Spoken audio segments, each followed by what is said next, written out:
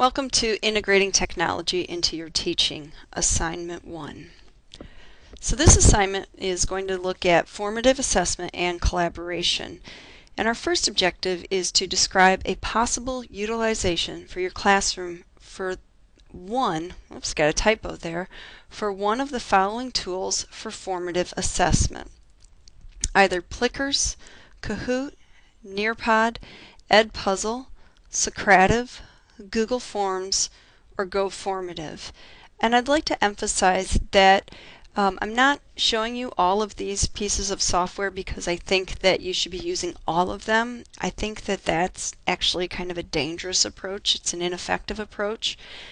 My best advice is to find one and at most two types of formative assessment software that you're comfortable with, and really integrate those into your teaching and into your lessons and get comfortable with those. The kids have less to learn, you have less to learn, and it becomes a more natural part of your teaching pedagogy.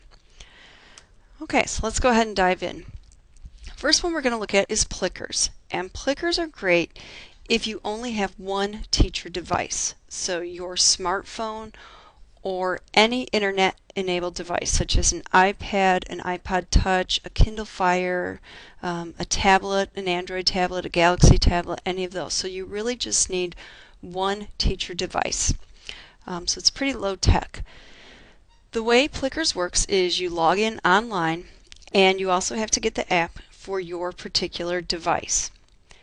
Plickers only allow multiple choice or true-false types of questions, and it's totally free. What you need to do is you need to go to the Plickers site and you get these free printable cards. So I'm going to go to Plickers right now. And if you can kind of see in here, the kids are holding these cards up. Let me show you what the cards look like.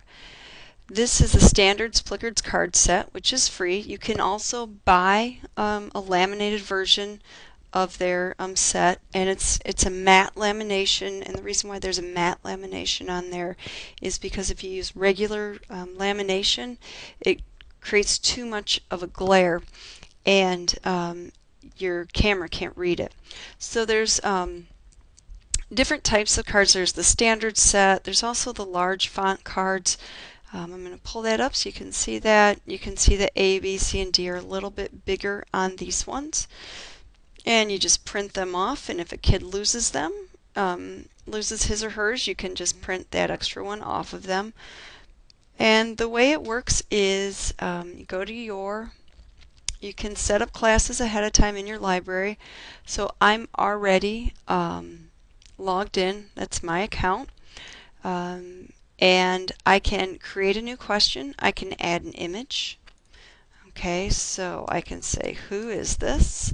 And add an image, and I have to use an image that I have on my computer.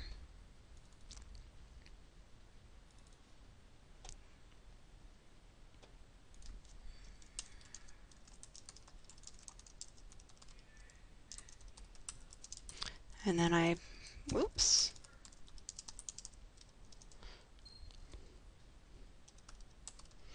Put in some answers there, just for kicks.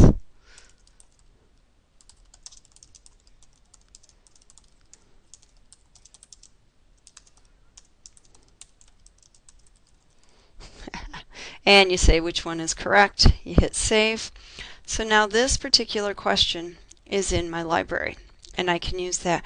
Now obviously you would probably want to do something like have a map, and you could say, you know, what is the theme of this map, or you could have an equation. What is the solution to this equation if you had it graphed? So anyway, let me show you. So you can pick your questions, and then using your handheld mobile device, your smartphone, your iPad, your iPod Touch, whatever you're using, then you pull up the questions that you want.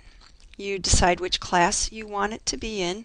So let me show you how easy it is to set up a new class. If I add a new class, so I can call this 4th hour math, the year, I can say what grade it is, so 7th grade, subject, math, and then I can color code it, whatever I want, just to make it easier. And then what I do is all I have to just type in their name, so Joe Schmo.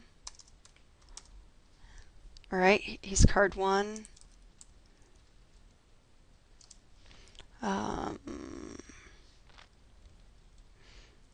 Carly Doe. Okay. Boy, I am running out of creative things to do. Okay.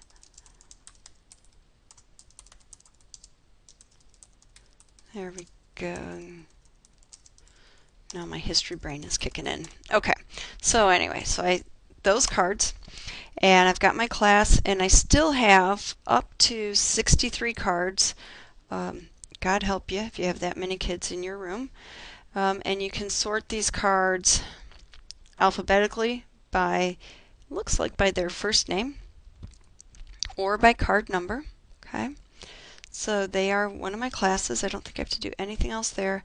I can go to live view, and I decide on my mobile app which class I'm going with. So if I went to my phone, so I'm on my phone right now, I'm going to go to my Plickers app.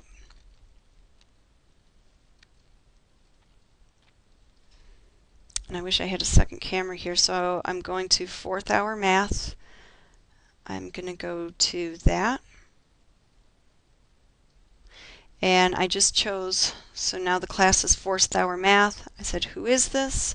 Okay, and what I would have to do is then scan my students to find out who knows that answer. And the way Plickers works is you simply hold your phone up, and actually the farther away you are, the better. And as long as the kids aren't covering any of the black part of the question with their fingers, right there, you can scan, and it just takes a few seconds. And again, it's all free, and you only need one device. Okay, so that was Plickers. So now let's look at Kahoot. Kahoot requires one device per student, or maybe if you wanted to play this as a game where you have 2 or 3 students on a team, one device every 2 to 3 students. It can be a smartphone, iPod Touch, iPad, tablet, computer, whatever you want, as long as it's internet enabled.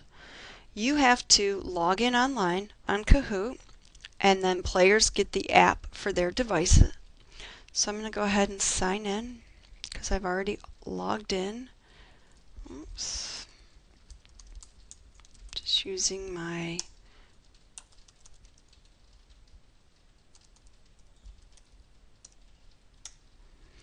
hopefully that worked. Okay, so hopefully maybe I can find one that looks easy to use. But what you do is you set up a quiz, a discussion, a survey ahead of time, and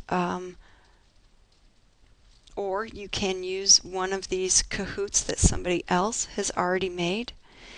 And the way Kahoot works is, let me see here if I can find one. So I made this silly one, who's your favorite actor? I'm going to launch it. And you can probably hear that. I have to go to Kahoot on my phone. And I enter this pin. So right now I'm on my phone. The game pin is 733177. I hit enter. I put in a nickname, so I'm just going to put in Julie. I'm going to join the game, so right now there's one player. There's Julie. I'm going to say start now. And the question is, who's your favorite actor? And this was just a discussion because there's no right or wrong answer. And so on my phone, I see a red triangle, or I have a blue background with a white hexagon, and I like Benedict Cumberbatch, so I'm going to say Benedict Cumberbatch on my phone. All right, and there are the results. So if you do a quiz, I can look at the results if I wanted to. If I do a quiz, I can choose which answer is the right answer. So if I go to My Kahoots, oh, those are mine. Okay. Oh, I want to make a new Kahoot. It can be a quiz. Okay, so I can call this Math 3rd grade. And I can choose an image. So what is 12 times 12? I don't have to have an image. This can be a points question or a not points question. There is a time limit on this, so keep that in mind, that is something that, if that's going to stress out your kids,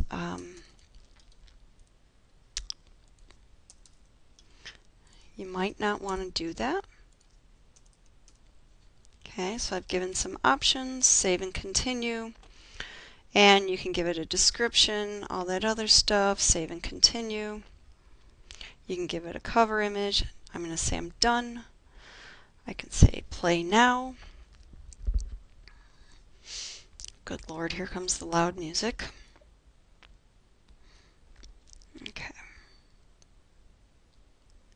And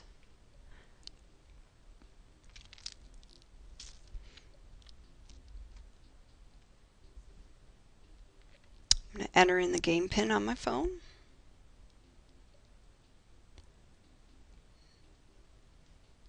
Putting in my nickname. And now it's showing up that I'm on here.